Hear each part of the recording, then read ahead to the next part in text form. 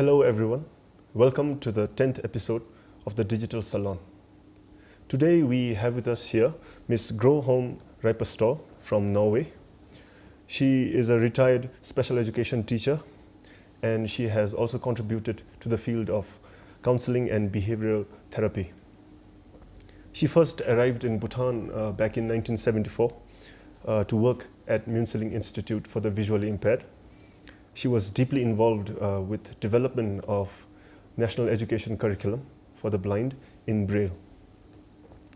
Before we move on to talking about disability and her book BUMPA, let me ask you, Ms. Gro, how has your return to Bhutan been so far? Well, it's been wonderful. I was able to visit Bhutan in October 2019. So 3 years back, and then came the corona, and I was longing to go back, and was so happy when DPOB, Disabled People's Organization of Bhutan, invited me. So it's been a wonderful visit, and for me the work has also been so good because I met so many wonderful young people. Yes. Welcome back. Thank you so much. One question that I often get asked working in the field of disability was, why did you choose to work in this field? So now, today I would like to ask you this. Why? What triggered your interest in special education and disability? It's kind of easy to answer because I was brought up by my parents to look upon each and every human being as somewhat more valuable than the whole world. And I was taught that way, and I was treated that way myself, and I saw that my parents were treating others with respect and dignity. So for me it was kind of a choice that it was natural for me to, when I started my education as a teacher, to just go on with special education need and also into the studies of young people really working hard with their mental health because of abuse and violence, broken homes, traumas, and so on. Yes, thank you. That was wonderful to hear. Now I would like to talk about your time in Muenseling. I read that you arrived in our country at a young age of 26. That's right. So my question is, how did you find yourself in Bhutan at the age of 26? Yeah. When I first heard about Bhutan and I was asked to come to Bhutan, I'd never ever heard about the country before. I have to say that 1 year before I arrived in Khaling, Mr. Kipenes was asked by His Royal Highness Namgyal Wangchuk to establish a school for blind children. And because they needed a teacher with my special education background, I was asked to join them. When I came to Khaling, 26 years old, it may sound strange and to some extent kind of unbelievable that I felt at home in the little village of Dausur, and I felt at home in Khaling and in Tashingang district and in Bhutan from the very, very first day. And I have to say that during my years, that came to some 6-7 years in Khaling, I somewhat never looked back. I felt at home, and And this is true. I never felt homesick even. So, and the work in the school was really, really fulfilling for me. To teach the blind boys Braille, to read with their fingers, to teach them to sing, to play instruments, to go for walk, korbedille, in the mountains, and also the years that I used for walking around all of eastern Bhutan, trying to find new blind children. I was at home. Wonderful. So you were traveling a lot in the eastern parts of Bhutan. The 3 first years, I didn't travel. I walked because there weren't any roads. There were only the road from Samdrup to Toshingang, and the road from Muenseling to Thimphu in those days. There were no other roads whatsoever. So I was walking, trekking into the mountains. Nice. Wonderful. So I've also read that you were involved with development of National Education Deaf curriculum in Braille. So was Braille something that you learned before you arrived to Bhutan, or was it something that you picked up whilst you were in Bhutan? Yeah, most of it I picked up in Bhutan, because when I was asked to come, they wanted me to engage in teaching deaf children. But as soon as I arrived, I changed, because deaf girls and boys and young people, they were able to make themselves useful for the parents and for the village. They could look after children. They could look after the cows and the animals. They could fetch water. They could fetch firewood. They could do the weeding in the fields. So they had work that they were able to do. When it came to the blind children and young people, the situation was right opposite. They were somewhat sitting inside and were not able to do anything. So that was, I just had to choose the blind ones. I had to. So, and then when you start a school, you need books. Otherwise it won't be a school. And of course we decided to follow the national curriculum, what they had in every school all over Bhutan. But all these books, all these curriculum books in maths, in physics, in chemistry, in English, in geography and history, had to be transferred into the script of Braille. And that was my job. And that was kind of, I think it took me some 3 years, besides walking to find blind children in the spring or in the winter and the autumn. So I worked with the children then and translated the books during summer and wonderful. And spring. Yeah. Wonderful. Yeah. Now I would like us to talk about books, literature, and especially representation of disability and persons with disabilities in literature.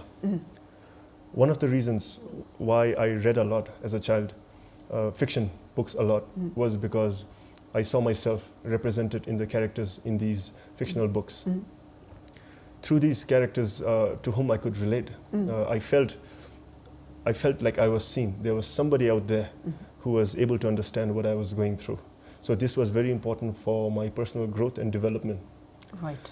Now, when we look at the relationship between literature and disability, the relationship has been somewhat fraught with tensions or non-existent. Non-existent. Primarily fraught with tensions primarily because how persons with disabilities and disability has been portrayed, which I would say has been negative, historically speaking, because of that. Absolutely. Now I would like to ask you, do you think it is important, do you think it matters how persons with disabilities and disability is represented in literature and in books? Of course. And that's also one of the reasons why I chose to write a children's book telling about what happens when a young boy that's living a life that's kind of traditional Bhutanese village life, and in the book he's attacked by a bear, and that happened to two of the students that we got in Khaling.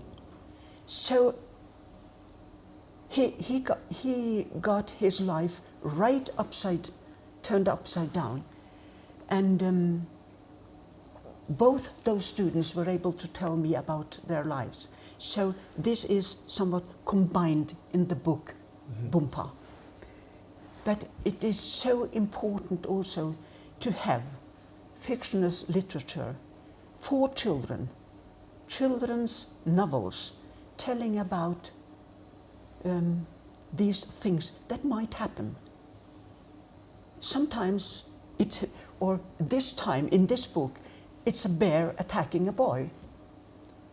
In other cases, it may be a car accident, and you may be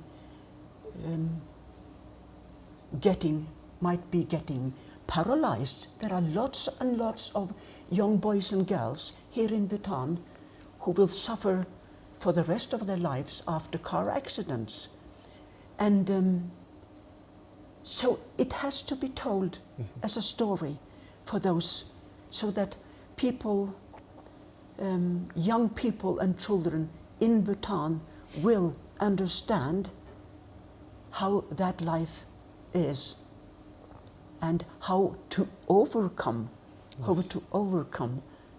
the disabilities. Yes. So that's the main story and the main my wish behind the book. Yes, wonderful. So to speak. I think you have already answered my next question, where I was going to ask you about BUMPA. But can you please tell us what inspired you to write BUMPA? Well, it was the children in the school. They were so happy, even being blind, all of them. They had been sitting, I don't think I do them any wrong by saying most of them had been confined to one room in their house for years. And then all of a sudden they came to the school, they met young boys and girls in just their own situation, and it made them so happy. So, and when we were gathering every Tuesday night, they told me their stories, and it was somewhat impossible not to write down these stories and use them, put them together and make a book of them, and that's what it is. Yeah. So I think somewhat every chapter in the book is true to from what I was able to understand and grasp back in the 70s. So it gives a picture of Bhutan during 1970s and what happens when a trauma strikes. Yeah. Yes. I only recently finished reading your book, and I must say it was deeply moving, and to me it looked very personal as well, because it was filled with experiences from back in those days. Yeah. I was also reading about BUMPA and his reaction to seeing cars and roads, black-topped roads for the very first time. And in some way, I could relate to BUMPA because this was my experience as a child growing up in Bhutan, in the southern parts of Bhutan. Oh, that's nice. So it was wonderful to read. Yeah. Now, I would like to talk about stories, power of stories. Stories, as you may well know, can be constructive as well as destructive. I would like to ask you, because you have been in Bhutan for such a long time, what was the story of disability when you first arrived in Bhutan? Yeah, that's really something that I've been wondering about myself, because during my years in East Bhutan, during the 70s, I only once saw a child with that was mentally retarded. Only once during all these years. In my village, in Daoso, there were 2 girls that were not able to hear, but they were nice. They were able to communicate with signs that they somewhat invented themselves. And they were easy to understand. But when it comes to retardation, mental retardation, I only once saw a boy. So I asked myself, where are they? I shall not give an answer. I'm not able to. I have no scientific proofs to somewhat support any answer in this direction. But I'm very, very happy to say that when I was able to come back to Bhutan in 2004 on His Royal Highness Namgyel Wangchuk's invitation, I was able to visit School for the Deaf, Muenseling in Paro. I was able to visit Drukyul here in Thimphu. And later I have understood that there is also one Drukyul in Khaling. I was able to visit schools here in Thimphu that were giving education to children with all kinds of difficulties and disabilities. And it made me so happy. It made me so happy. I cried several times during that visit, because I saw and I understood that now Bhutan is on its way, and they are giving the disabled in this country a possibility to use the abilities that they have. Because we may say disability, but you see, every single person in this country has an ability, and that's what we should really underline. Yes. We may say, as said, disability, but everybody has an ability, also those we might call disabled. As I've mentioned earlier, you have contributed a lot in the field of mental health. You have talked about mental health, mental well-being a lot in our country as well. In the past 2 years, we have seen a growing trend in conversations surrounding mental health in our country. Yeah. I think partially because of COVID-19 and the situation we found ourselves in for the past 2 years. Do you think conversations of such kind are important? It is absolutely essential in every way, because mental health is not an issue that should only be referred to when we talk about people who are ill with mental health. Mental health is something that every single citizen of Bhutan is having. Every single one. We have our own mental health, and sometimes it goes up and sometimes it goes down. It depends on what's happening. It depends on the memories that we are carrying from childhood, from adolescence. It depends on what's happening each and every day.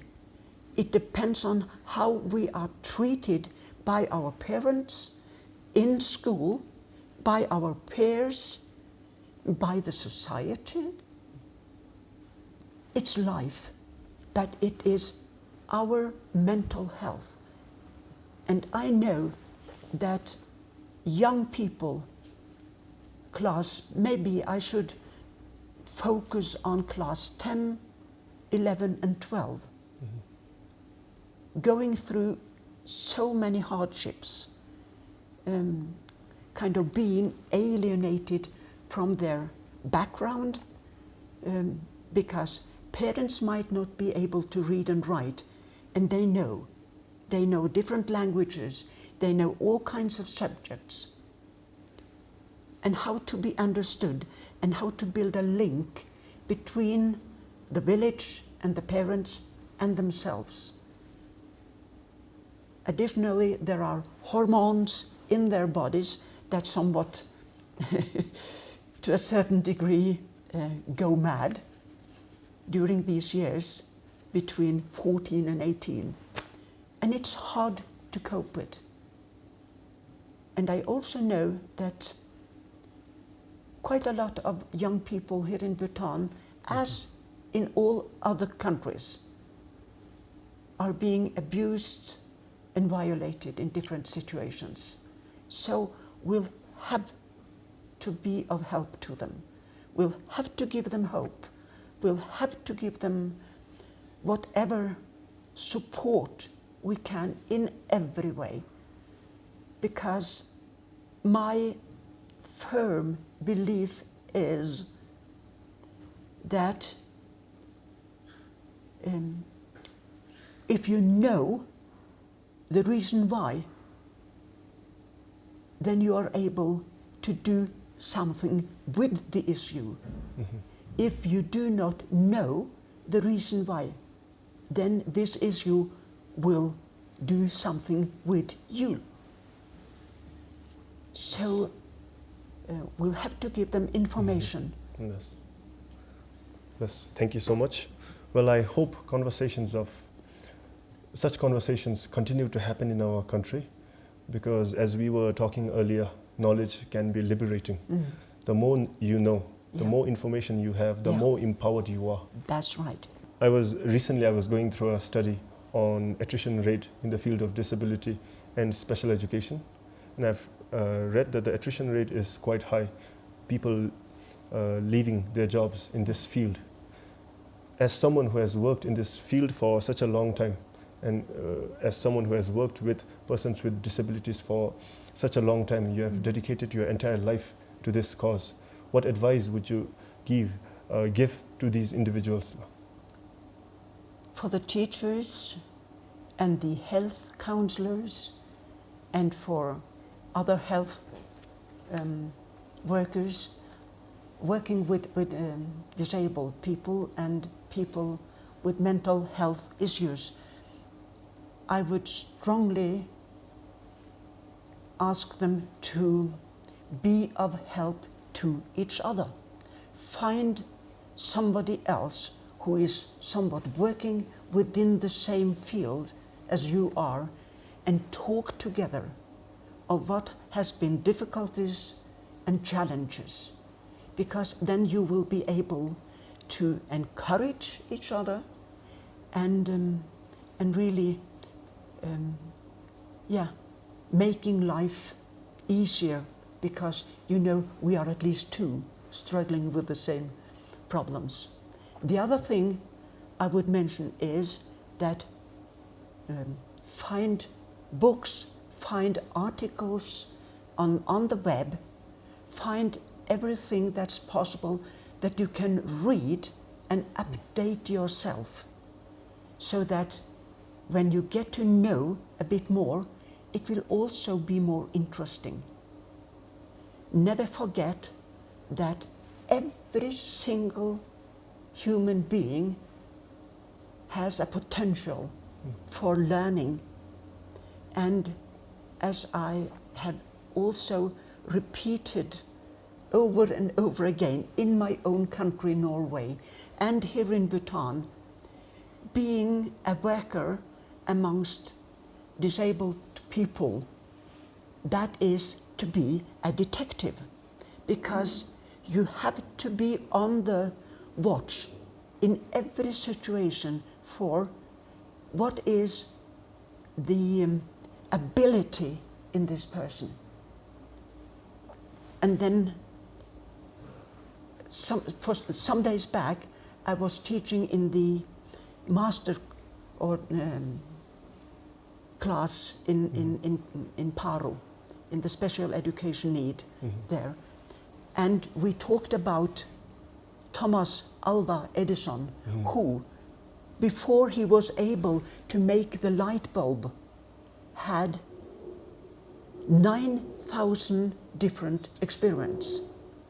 And that's also, in some ways, that we as teachers and workers with disabled people will have to look for new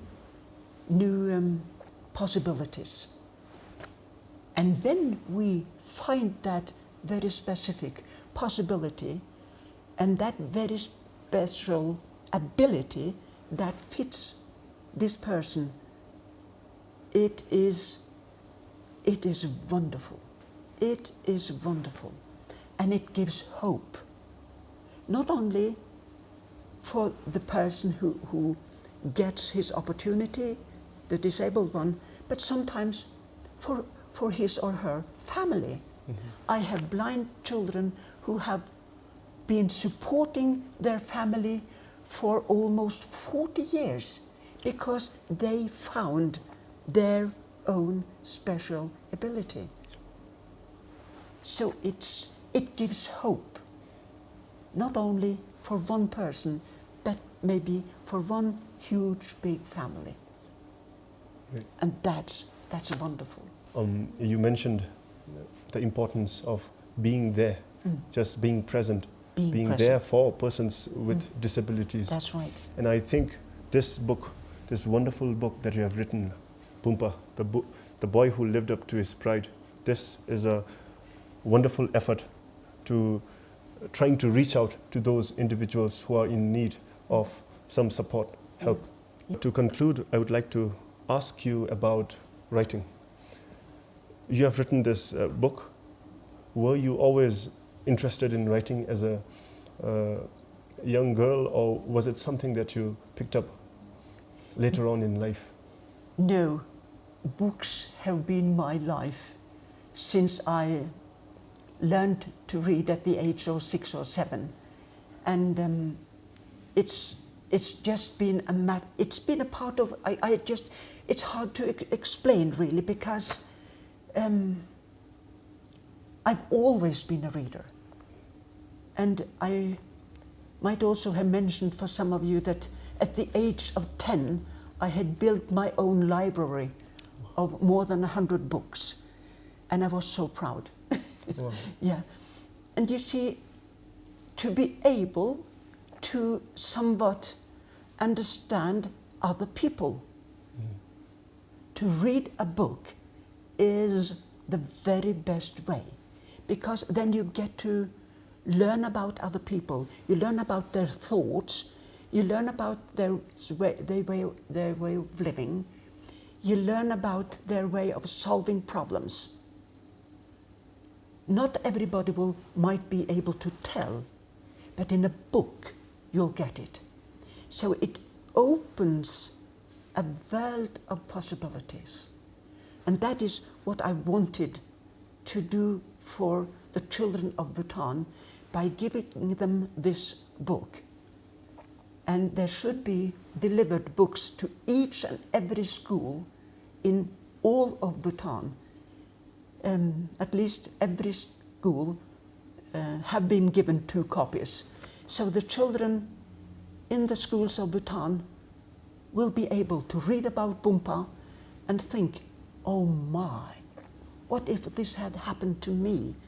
Would I have been able to do the same? And as the reading goes on, the boy or the girl reading the book will think, oh, there is hope. There is hope. When he managed, I will manage. So it will give hope and it will give meaning.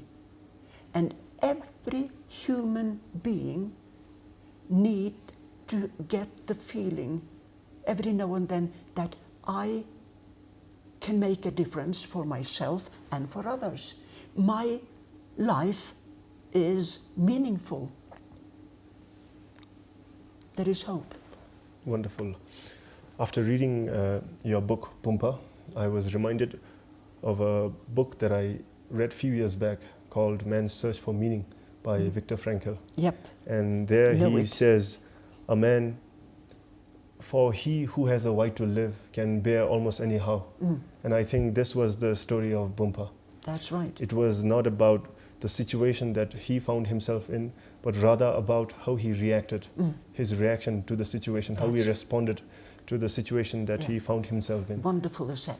And I hope that this book reaches out to as many people as possible, all those individuals who are in need of help, of support, and something to look forward to in their lives. Never give in. Never give in. Absolutely. Yeah. Never give in. Never give in. That's the main message. Yeah. Know for yourself that my life is meaningful and I'm going to fulfill my abilities and my task, and I am going to be a useful citizen for my country, for my family, and making the very, very best that I'm possible to do for my own life and be of service to all that I meet. That's what I hope. Well, thank you so much for this wonderful book, and thank you for all the work that you do. It has been an absolute pleasure talking to you, Miss Gro. The pleasure is mine, entirely. The pleasure is mine. And to all the viewers, I hope you enjoyed this episode of the Digital Salon. Please stay tuned for the next one. Thank you.